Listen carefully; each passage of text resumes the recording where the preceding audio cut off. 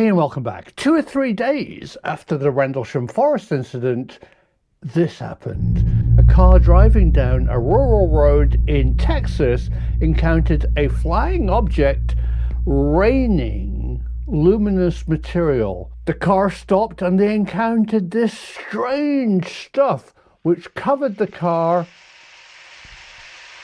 and made them ill. A lot of people wonder, is there a connection between Rendlesham Forest and the Cash Landrum encounter? And I can categorically say today, yes, there is a connection, but it's not the connection that you assume. We all love a good mysterious incident, and we tend to look at the minutiae detail of what actually they encountered. Something strange, definitely. But take a step back and look at the big picture. And the big picture clue today is the date, 1980. The incidents only are 3 days apart. What was going on in 1980 that could have caused two incidents, both with life-threatening injuries?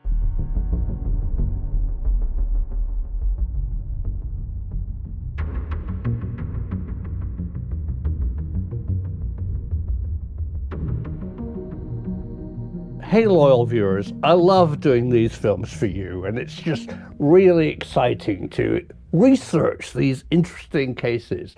So you know that I'm working with John Burroughs, Race Hobbs and James Warrow on an ultimate Rendlesham Forest film that we hope to bring to you later this year. And in fact, we've already started. You can watch James's fantastic research over on Phenomenon radio show. I'll have a link in the description so you can go and see the background story that is all leading up to what we think we know, and is a big reveal about what actually happened to John Burroughs, what he encountered, and what really happened at Rendlesham Forest. But during that research, James Warrow is so amazing as a researcher.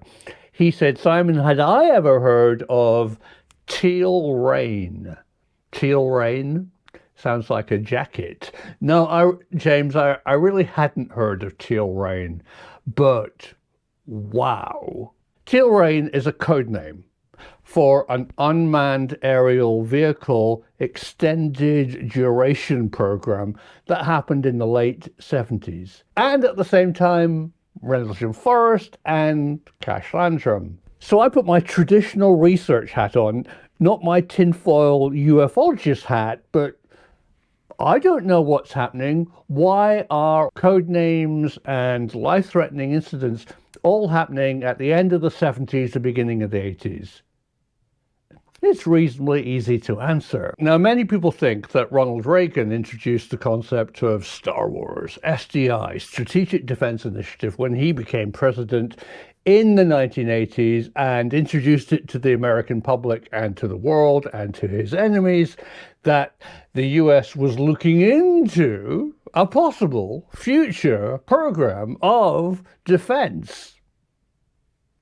Bollocks. Reagan, in fact, inherited the program. It was started years before in the Jimmy Carter administration, where millions and millions and millions of dollars were spent at looking at advanced physics, not necessarily a defense initiative. And the one partner that the US trusted and wanted their research was the United Kingdom. Britain, since World War II, had weaponized physics. The more that we dig into Rendlesham, the more we discover what really was going on in the weaponization of advanced physics in Britain and America. Basic physics research was being funded by the military at Cambridge and Oxford and Manchester and all over the place. And the laboratories at Malvern and Bawdsey and Aldermaston were all working on advanced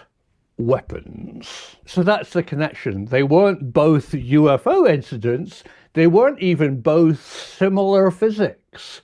Cash Landrum and RFI, Rendlesham Forest Incident, are totally separate. But they both took place in this era, the era of funding for advanced physics to be weaponized. And as a side note, why was that happening right now? Well, it was actually all to do with Vietnam. The United States realized that they could never fight another Vietnam War with the conventional weapons that they had. It didn't work. So they looked at everything, from staring at goats to mind control. But the one thing that really intrigued the United States was directed energy weapons. And where was that research being done? In Britain, as well as other exotic physics.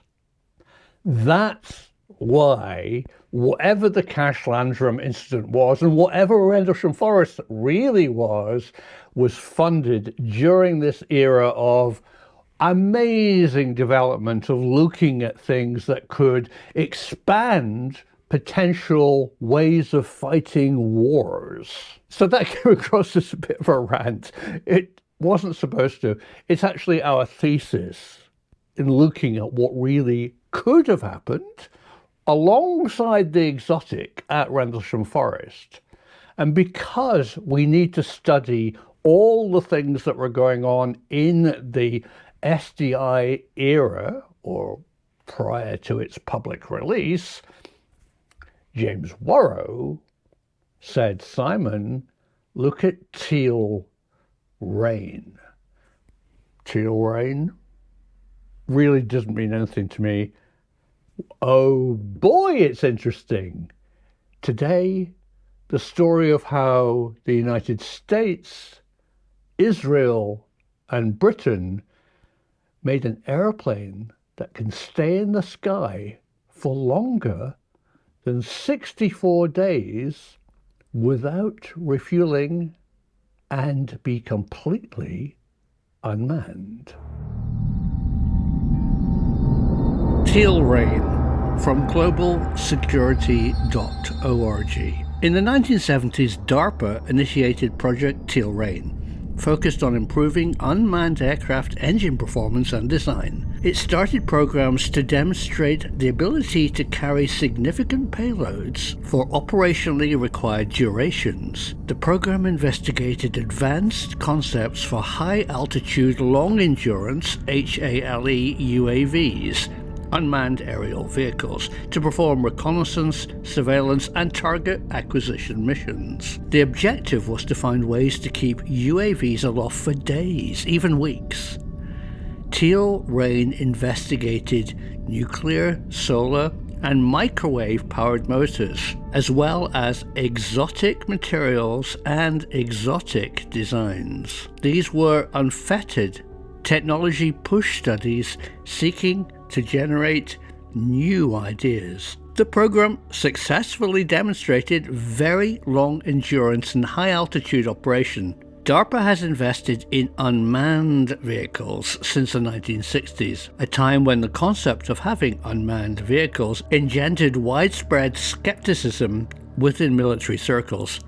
The agency's foresight and unflagging interest in UAVs, which included research on structures, propulsion, guidance, sensors, and communications, and especially autonomy, helped fuel a revolution in unmanned aerial vehicles, which helped fuel a revolution in unmanned aircraft that continues to this day. Their studies included miniaturized stabilization systems, moving target indicators, radars, and anti-jam data links, all of which contributed to increasing platform survivability. By the late 1970s, DARPA began a project called Teal Rain. This investigated high-altitude engine performance, based on the work of Israeli inventor Abraham Karim, to design an ambitious project that could fly between 15,000 and 25,000 feet high.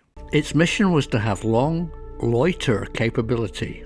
Karim did develop a couple of systems in Israel, but his company went bankrupt and was sold to General Atomics. Working with Grumman Aerospace, this patent was awarded. What we see here is a nuclear-powered unmanned aircraft engine that is capable of remaining in flight for extended periods, possibly exceeding 6 months, without the need for refueling. Such a nuclear-powered unmanned aircraft or drone may be pre-programmed to survey the landscape or may be manually directed to do so. This is how it worked. It utilized a sealed hot gas reactor to power turboprop engines. Propellers work best for long endurance. Early nuclear aircraft had a problem with radiation coming out of their exhausts. This seal system hydrogen turboprop was a revolution. It worked by passing helium gas through the reactor. It then travels through a closed loop to the turbo machinery which drives the propellers. The heated gas then travels to radiated tubes embedded in the wings to dissipate any remaining heat. The helium gas then undergoes recompression and is returned to the reactor to complete the cycle. But it didn't always work. There was a classic failure mode. The reactor was unmanned. The reactor needed to control and moderate itself. If it got too hot, it melted. Is that what appeared out of the sky and caught the attention of the Cash Landrums, the Teal Rain program? This time raining down a broken atomic drone engine. Today, drones can stay aloft for over 64 days without refueling. All are unmanned, and many have AI, choosing targets and navigating the drone. What we imagine as a conventional Air Force is not true. You can only begin to imagine what's really up there in the sky. So welcome to today's Air Force, an unmanned aerial vehicle drone Air Force with occasional fighter planes with people inside, but most of it is now autonomous AI. The truth is out there.